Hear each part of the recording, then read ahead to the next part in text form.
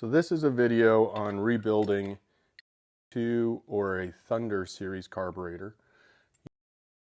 That based on the air door is up on the top of the carburetor and not in the body. So there will not be an air door here on these carburetors. Other than that difference, there's really nothing different in the rebuild from the AVS or the Thunder series to a Performer series. The only difference is the air door, you'll drop it in before you put these boosters in. But I just wanted to go through quickly and show you all how I rebuild these and teach the kids how to rebuild them. So really anybody can do them. First and foremost, just make sure your station's really clean. Make sure all of your carburetor and boosters and such are all cleaned and ready to go. And then you just start laying out your parts that you're going to need. The kits come with a lot of extra parts that you're not going to need. I'll show you what those are as well. So these are all the parts in the kit. A little tiny spring as well, and instructions and list. So the things you're not going to need that are specific to other carburetors are this, which is a little stopper for certain carburetors. Older Carters, some marine carburetors have an actual plunger at the top of the carburetor. These two pieces go together. These are for marine carburetors, and these are to seal up the accelerator pump shaft. And the seal goes on, and then this little clip holds the bottom of it. You don't need those. You don't need the little spring, and you don't need this big filter because we're going to use the small filters on the needle and seats. So these can get trashed. All right, set everything else aside that you don't need. You won't need these two gaskets until you're ready to do the installation, so those can go back in the box. You will need this gasket. It is the base gasket. So we're going to go ahead and get started. I like to lay everything out so I have it all in one place. And then these are all of the parts that we tumble in the tumblers, all of the hardware, screws, nuts, bolts, all of that. So I lay it all out as the parts that go together. So my needles, my springs. This is the accelerator pump lever. This is the actual screw that goes with it. These are your piece of the tumbler in there. These are your air mixture screws and springs. Those can go together up there. Linkages to take that gasket off a little better. This little S clip goes with your linkage for your accelerator pump, either for your floats. These two can go right here. Needle and seat screws. They have the little heads on them. Plungers. These go with your floats as well.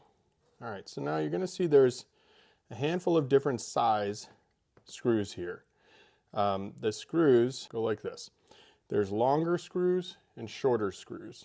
Now this one's easy because the hardware on the Thunder series is black, so these are outside screws. But these, if they are regular Performer or an AVS2, they'll all be this anodized gold. The longer screws are for the inside of the carburetor. The shorter screws are for the outside of the carburetor. So we just grab all the long ones, put those in a pile, grab all the short ones. These are what connect the top to the base, those in a pile. Then we have some leftovers. So we have a choke on this carburetor. So I know that I'm going to have 3 short screws for the outside of my choke. I'm going to have 3 long screws for the inside of my choke. And I'm going to have 2 screws for the accelerator pump squirter. There it is, for this guy. So this has a black screw. Sometimes they will have a black screw that's a shorter one. Where's my shorts? There. That will go on the outside just to dress it up a little bit, but again, doesn't matter. So I'm going to use these 2 on my accelerator pump, right there. Then the rest of these all go with my choke. And here's my choke housing. That's it for getting laid out and getting ready to go. So now I always start with the top, and I start with my needles and seats. The little filter goes into the seat, then the little metal gasket goes over, just like that, and then on. We made a special screwdriver for this because we do it so often. It's just a really long blade with a notch cut out of it. You can do this with just a long blade screwdriver. You may actually have to narrow the screwdriver a little bit, But all you want to do on these is once it hits the base, just give it a little snug. So many times people over tighten these, especially, and because they're brass, when you over tighten them, they actually seize. Trying to take them out is an absolute nightmare. And you have to use propane torch, heat up the aluminum really, really hot. If you strip the brass because you have the wrong screwdriver on there, good luck. We have a really good success on getting them off, but we have had to throw away the top every once in a while and get a new one. You'll notice there's an extra metal here. Sometimes the kits will have just a couple of extra things. Don't stress about it. This guy doesn't go anywhere. It's just when they were assembling the packages, they just threw an extra one in. Happens all the time. Put your needles up here to the side. The next thing is I install my accelerator pump here because I find it to be easiest.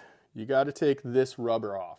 Now, watch which way it goes. The opening is facing out. Sometimes we'll get carburetors here that the customer says it doesn't work or the accelerator pump is super weak.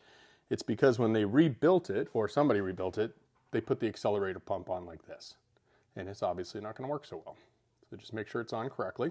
Slides in this hole. Remember the pieces I threw away for the marine carburetor? That's where that seal and clip would go if it was a marine. Your S clip goes just like you're making an S. You slide it into your accelerator pump, take your linkage, put it over the S, and then drop it right over this tower. This strange screw that has no shoulder to it, it's called a shoulderless screw. That's the screw you're going to use. And because it goes all the way through that linkage and allows, you can tighten it all the way down, but it allows the linkage to keep moving. So when you go to tighten it down, if you have the linkage underneath the screw and you tighten the screw all the way, you won't be able to move the linkage. So you have to, if you tighten that screw all the way and you can't move the linkage, it's just because it's holding the linkage down. So just loosen it, do it again. All right, so that's pretty close to done. You can throw your fuel filter on. This one obviously has a drop down line. That's why there's two washers and this little fitting. We're just going to put both washers on and put the fitting on. Just the customer will obviously put the rest of the fuel line on when they are ready to go. Next thing, put your gasket on. It happens all the time. People forget to put the gasket on, then they install the floats and then they go, oh crap, they got to take it all apart, do it again. Put your gasket on, drop your needles in, take your floats, the tab right here goes down, it goes over the actual brass, the seat, and that rod just slides in like that. Good. Now that little tape measure that comes in the kit is handy for this if you don't do a lot. What you need to measure is two things. You need to measure what's called the rise and the drop. The rise goes measuring like this. We take this little tape measure and we go to 7/16. It's just under a ½ inch. You want that at right about the middle of the carburetor. This float's actually pretty dang close, and I would leave it right there. This one I can tell is already low, so we do it here. It's a little bit low. So what I do, you can take the whole float off and adjust it, but if you're careful and you lift the float off that needle right there, you can put your finger here and then you can give it a little bend. Boop. That's it. Now we're going to be at 7/16. I've done probably close to 1,000 of these. I can tell right away. All right, so that's what actually shuts your fuel off. So when the carburetor is laying flat like this, the fuel rises in the bowl, goes up, that's what turns your fuel off. Now, what lets your fuel in is this, and this is called the drop. So what I do is same thing, is you're going to let it drop down. You're going to take your tape measure, and I'm measuring with the gasket, and I want to be at 15/16, so just under 1, right at the middle. That's actually pretty dang perfect right there. Same thing on this side. Yep, that's pretty good. All right, so that means the top is done in my book. That's done. So now we can move on to the bottom. All right, first thing I do is I grab all my gaskets and I lay them in. All right, I'm looking and I don't see a check ball in this kit, which is very unusual. They almost always, I've never seen, actually I can't tell you when I didn't see a check ball last, but because we do so many, I have a ton. So let me grab one. Check ball. All right, it could have rolled when I was talking or moving. Take all your gaskets. This is your accelerator pump gasket. This gasket goes the opposite way that you think it goes. You would normally think this gasket would go like this, right? Makes sense. But holes don't line up, your accelerator pump is half blocked. It actually goes like that. Just, if something doesn't look right, try it a different way. These things are so well perfected that you will figure out which is the correct way of doing things. All right, accelerator pumps in. These are your large boosters, your secondary boosters. I'm trying to find a spot that's nice. That little tab, and you can also, that little tab will go off the side of that, just like that. We got 2 of those. This tab goes off the side of the booster pad, like that. Now, our small gaskets, these are for our primary boosters, and you can see it pretty much lines up. You'll see that angle where the booster is. You just line up that angle and drop it in, just like that. All right, now all your gaskets are on.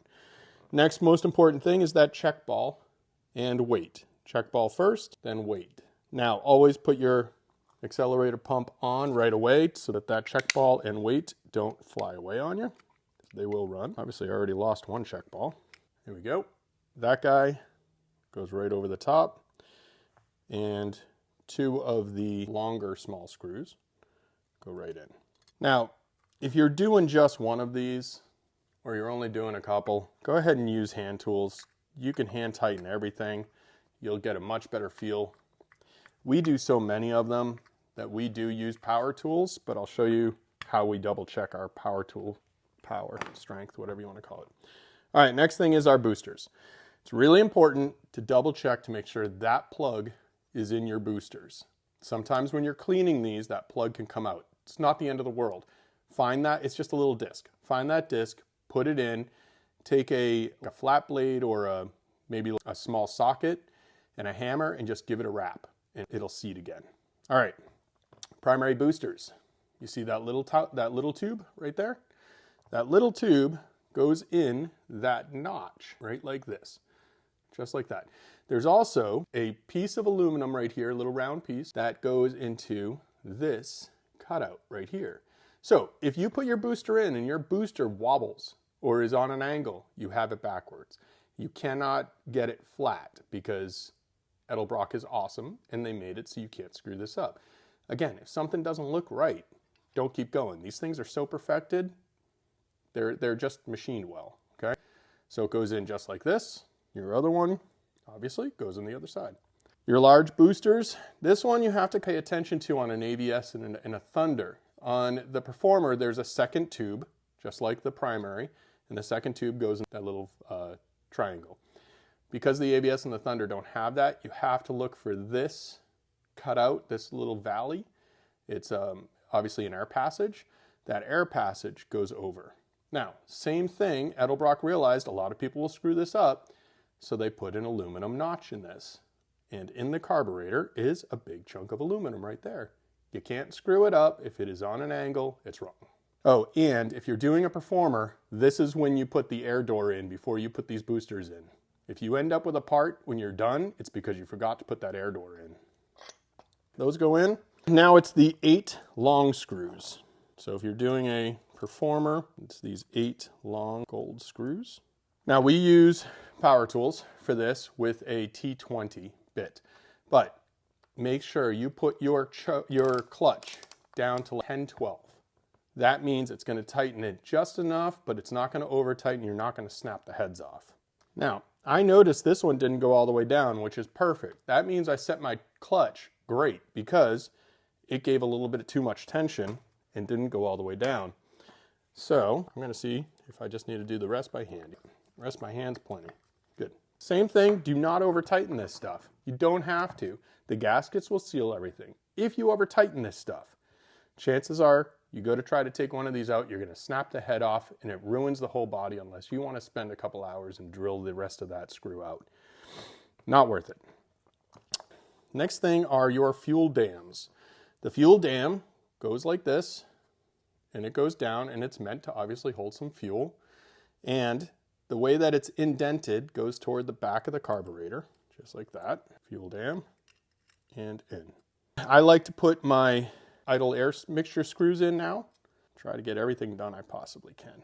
This one, 1000%, do not reach for your drill gun on these.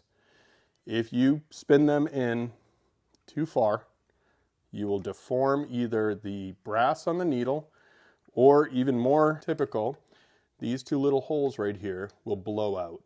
You'll push the needle straight through them, blow those two holes out, the carburetor is destroyed. You have to just get a new one.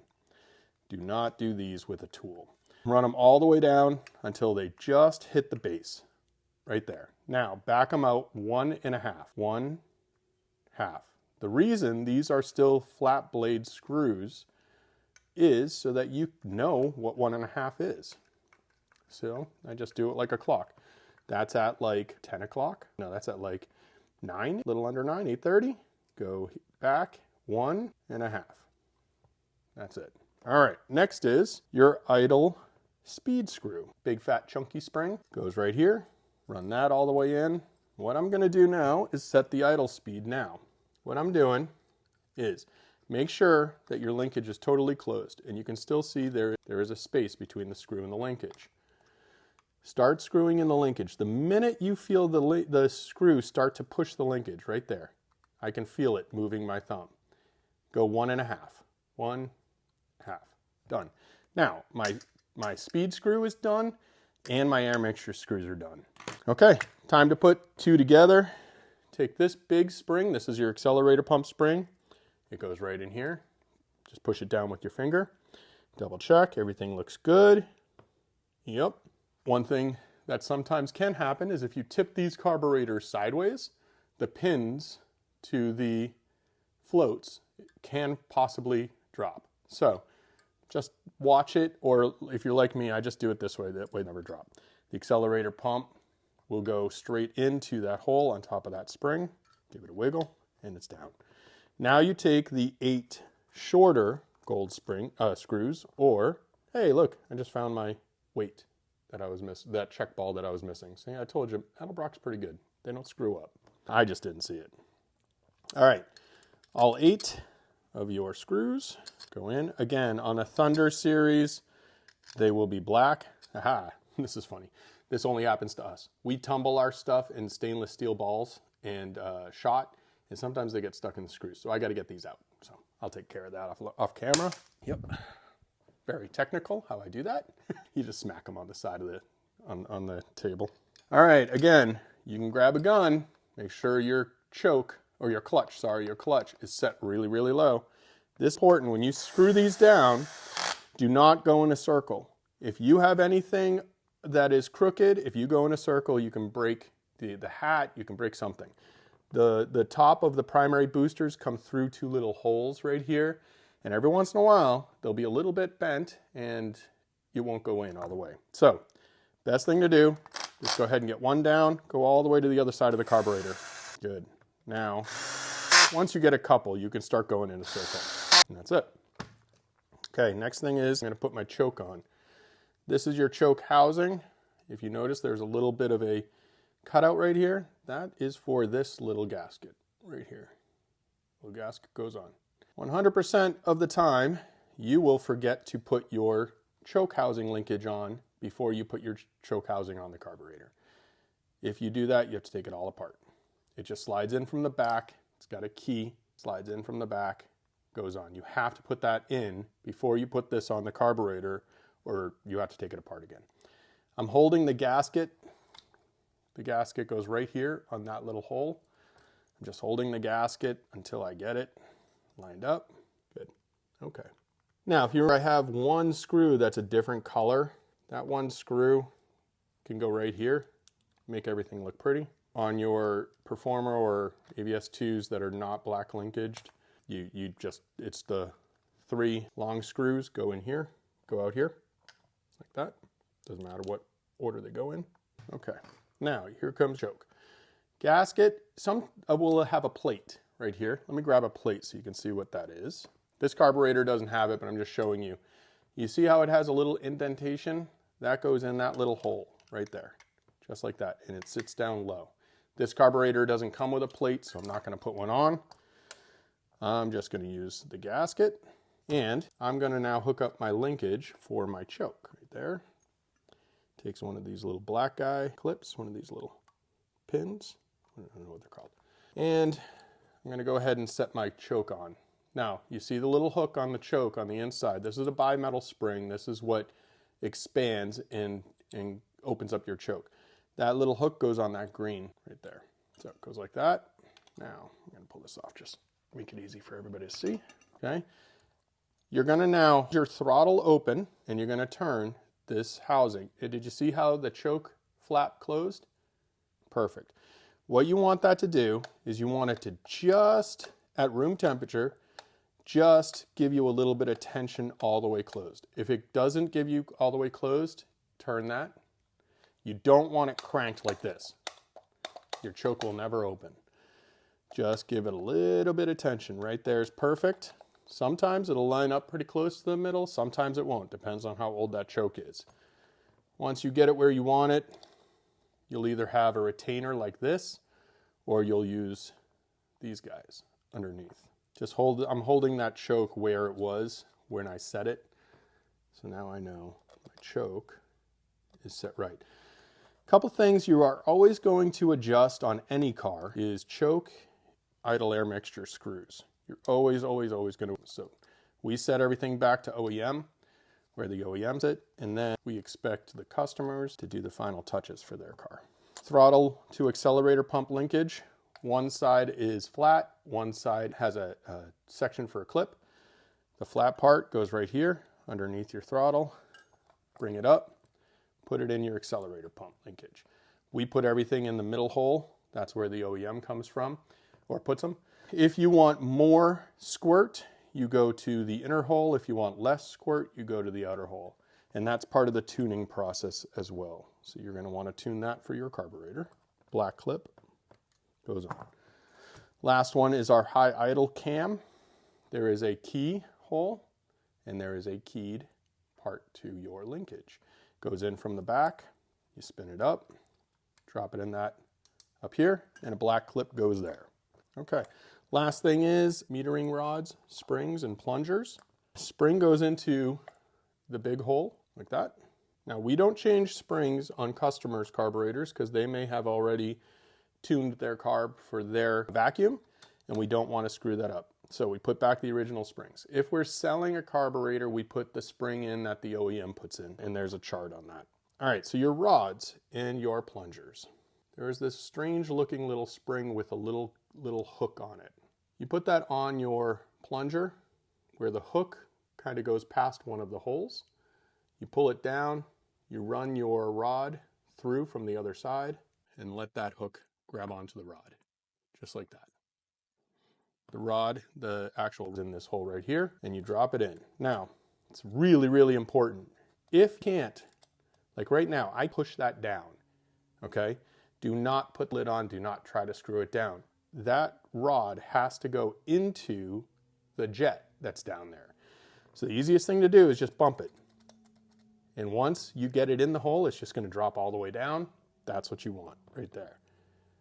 Put a lid on and put a screw on. Now these screws are made of glass. They break so easily. Never tighten these things if they give you any fight whatsoever. If they give you any fight, take them off, clean out the threads, clean out the hole. If you try to tighten this and it's got any stress, that head breaks off and you have to drill the rest of that screw out or scrap the top of the carburetor. All right, good. Make sure that that hook in the spring grabs onto the rod. There's a little cutout indentation in the rod. Bounce it, get it in, yep, there it is. Slide it down and put your screw on. And that is it. It's really that simple. The few things that you have to remember, always do, that often get overlooked on carbs is the check ball and weight under your accelerator pump, making sure that these metering rods are in the jets. In the jets where you tighten everything down. Those are probably the two most common things that we see that people do wrong. Oh, and the accelerator gasket is on correctly, the correct way. Those are the few things that are just unique. Everything else is just basic mechanics, you know. Don't if something doesn't feel like it's right, it's not set up right, stop. Look at it. But that's it. Okay. Now we always check the linkage. there is a lockout right here for your choke. So a lot of times people will say, well, my secondaries don't open. They're stuck. You can do this two ways. You can either just do it by hand, or up here, you can hold the choke open and it'll do the same thing. So this carburetor is working functionally well. The one thing that I always do is check the floats to make sure they're stopping fuel. It's a little bit awkward with this type of a fitting. It's usually that nipple with the hose. But what I do is, I'll do the camera, but you'll hear it. I'll flip it upside down and I'll blow to this. If I cannot blow air in, that means they're working correctly. The needles are shutting off the flow. Perfect. Now, make sure that they're letting fuel in. I'll turn it regular side up and do the same thing. Perfect. Okay. Now I know the floats are working, the needle and seats are working, the accelerator pump linkage is all correct. This carburetor is ready to go back to new customer.